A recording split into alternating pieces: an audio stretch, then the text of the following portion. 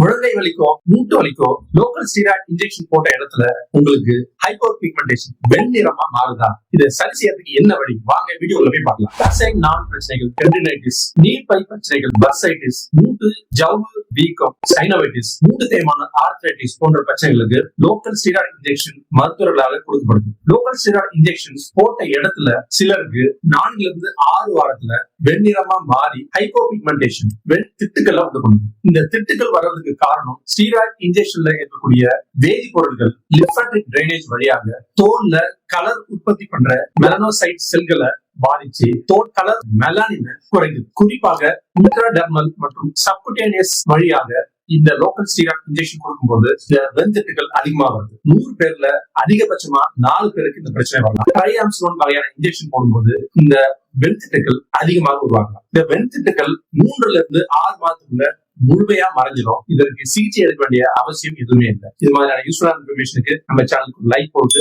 Subscribe பண்ண மறந்துடாதீங்க. மூட்டு மாற்று அறுவை சிகிச்சை சேவையில் டாக்டர் அனந்தகிருஷ்ணன்.